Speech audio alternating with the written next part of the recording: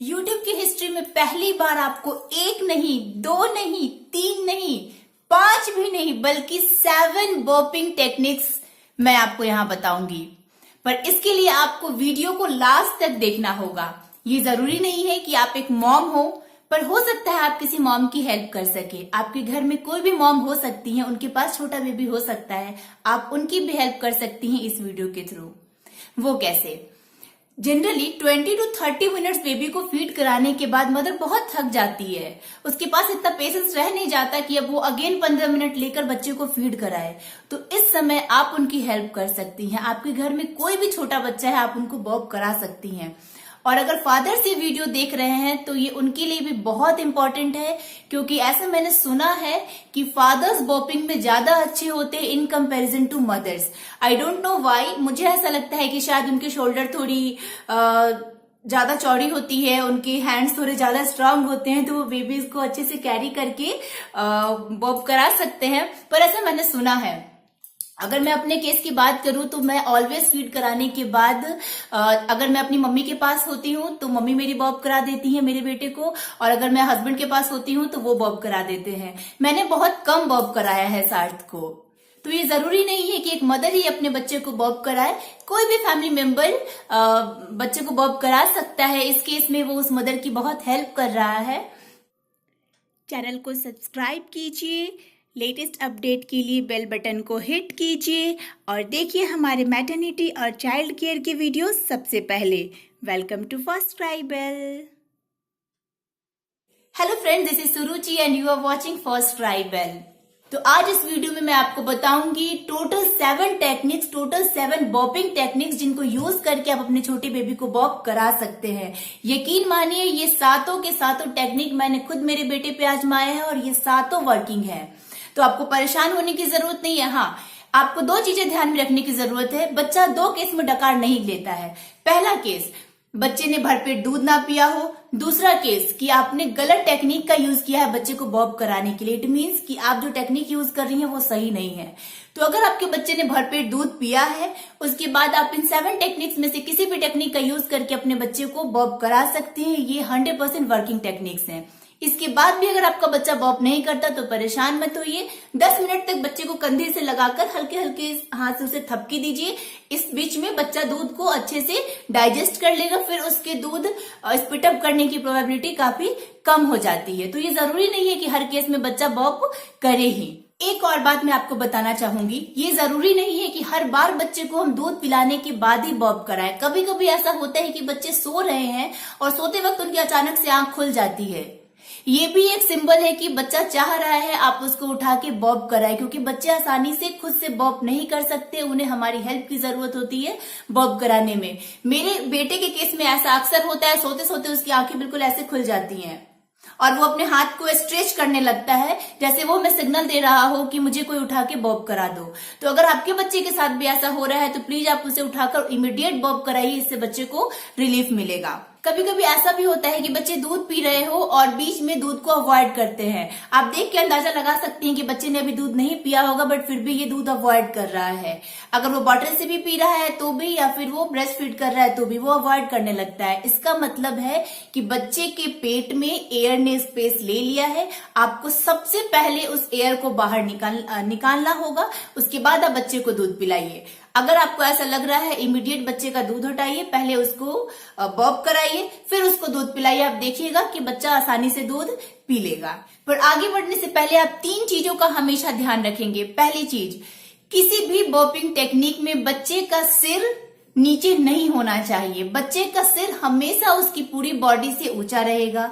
दूसरी चीज, किसी भी बॉपिंग टेक्निक में बच्चे का नोज दबना नहीं चाहिए। बच्चे का जो नाक है वो दबना नहीं चाहिए, उसको सांस लेने में दिक्कत नहीं हो।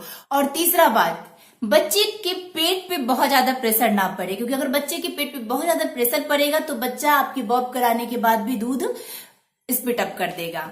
तो आइए फटाफट से जान लेते हैं वो कौन सी 7 टेक्निक्स है जिनको यूज करके हम अपने बच्चे को फटाफट से बॉब करा सकते हैं। टेक्निक नंबर 1, इस प्रोसेस में आपको दूध पिलाने के बाद बच्चे को सीधे अपने कंधे के ऊपर रखना है। ध्यान रखें कि बच्चे का चिन आपके कंधे पर होना चाहिए, जैसे कि मैं यहाँ दिखा रही हूँ। उसके बाद बच्चे के पीठ पे आपको हल्के हाथों से डैब करना है। डैब कीजिए, फिर सर्कुलर मोशन में हाथ को रोटेट कीजिए, फिर डैब डैब कीजिए, फिर सर्कुलर मोशन में हाथ को रोटेट कीजिए। बच्चे का सिर हमेशा ऊंचा होना चाहिए। आप देखेंगे कि थोड़े ही टाइम के बाद बच्चा अपने आप से बर्प कर लेगा। बच्चे को आप टहला भी सकते हैं, इससे बच्चे को अच्छा लगेगा, वो अनईज़ी फील नहीं करेगा। और ध्यान रखें, अपने कंधे के ऊपर एक बर्प क्लॉथ रखना बिल्कुल मत भूलें, इससे आपके कपड़े खराब नहीं होंगे। सेकंड टेक्निक में आप बच्चे को दूध पिलाने के बाद अपनी गोद में बिठाइए। थंब और इंडेक्स फिंगर को उसकी जॉ लाइन के नीचे रखिए और बाकी के फिंगर्स से उसकी चेस्ट को सपोर्ट दीजिए और जो हाथ आपका अनयूज्ड है उससे उसके बैक पर डैब डैब कीजिए। अगेन आपको डैब डैब करते रहना है, इससे बच्चा बहुत ईजिली बर्प कर लेगा। टेक्निक नंबर 3, इस टेक्निक में आपको दूध पिलाने के बाद बच्चे को अपनी गोद में लेकर बैठना है और उसका फेस अपने फेस की तरफ टर्न कर लीजिए। इससे आपके चेस्ट से उसको अच्छा सपोर्ट मिलेगा और एक दूसरे हाथ से उसके पीठ पे डैब डैब कीजिए। अगेन आपको डैब डैब करना है और बीच बीच में हाथ को रोटेट करते रहना है, इससे भी बच्चा बहुत जल्दी से बर्प कर लेता है। दूसरे हाथ से बच्चे को अच्छे से होल्ड करके रखिए। टेक्निक नंबर 4, इस पोजीशन में आपको आपका एक पैर ऊंचा रखना है और उस ऊंचे पैर की तरफ बच्चे का सिर रखते हुए बच्चे को पेट के बल लिटा लेना है, जैसा कि आप यहाँ देख पा रहे हैं। ध्यान रहे बच्चे की पेट पर कोई दबाव नहीं पड़ना चाहिए, बच्चे का नाक नहीं दबना चाहिए और सिर हमेशा ऊंचा रहे। उसके बाद हम उसकी पीठ पे हल्के हाथों से डैब डैब डैब डैब करेंगे। बीच बीच में हम हल्के हाथों से पीठ को सहला भी सकते हैं सर्कुलर मोशन में और लगातार हमें डैब डैब करते रहना है, इससे भी बच्चा बहुत इजीली बर्प कर लेगा। ध्यान रखना है कि बच्चे के गले को आप अच्छे से अपने दूसरे हाथ से सपोर्ट दीजिए। अगर बच्चे का पेट थोड़ा भी दबेगा तो बच्चा दूध निकाल देगा, तो इस बात का ध्यान रखिए कि बच्चे का पेट ना दबे। टेक्निक नंबर 5, ये टेक्निक बिल्कुल पिछले वाले टेक्निक की तरह ही है। द ओनली डिफरेंस इज कि इसमें हमें बच्चे को पेट की बल ना लिटाकर करवट लिटाना है। इस पोजीशन में भी आपको सिर ऊंचा रखना है, एक हाथ से गले को सपोर्ट देते हुए दूसरे हाथ से आपको हल्के हल्के से बच्चे के बैक पे डैप करना है। अगेन आप ये ध्यान रखें कि बच्चे का पेट ना दबे, बच्चे का नाक ना दबे और सिर हमेशा ऊंचा रहे। आप इन सारे टेक्निक्स को ट्राई कीजिए और देखिए कि किस टेक्निक के साथ आपका बच्चा जल्दी बर्प कर लेता है और आगे से उसी टेक्निक का यूज़ कीजिए।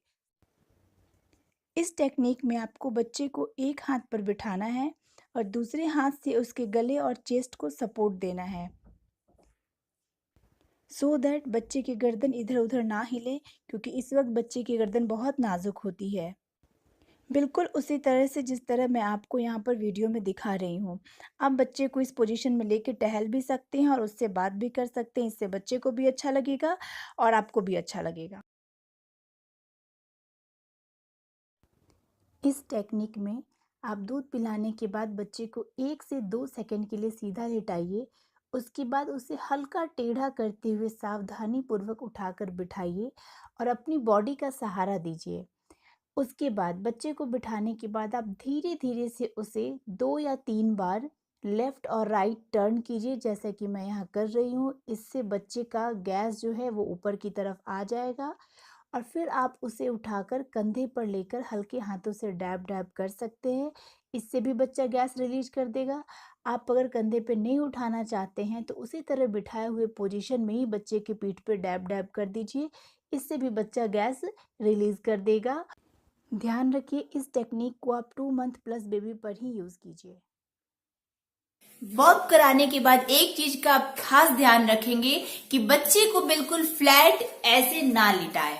हमेशा बच्चे को थोड़ा सा हाइट दे, एक पिलो रखे बच्चे के लिए। आप कोई सा भी पिलो यूज कर सकते हैं, नॉर्मल पिलोज भी आप यूज कर सकते हैं जो हम बच्चे के लिए यूज करते हैं, या फिर आप मस्टर्ड पिलो भी दे सकते हैं और फिर उसके ऊपर बच्चे को सुलाएं। बेहतर होगा कि आप दूध पिलाने के बाद, बर्प कराने के बाद जब बच्चे को लिटाते हैं तो 10 to 15 मिनट्स के लिए बच्चे को करवट लिटा दे। इससे उसको डाइजेशन में और ज्यादा हेल्प मिलेगी, बच्चा फटाफट से दूध डाइजेस्ट कर लेगा और स्पिट अप करने की प्रोबेबिलिटी बहुत ज्यादा कम हो जाएगी।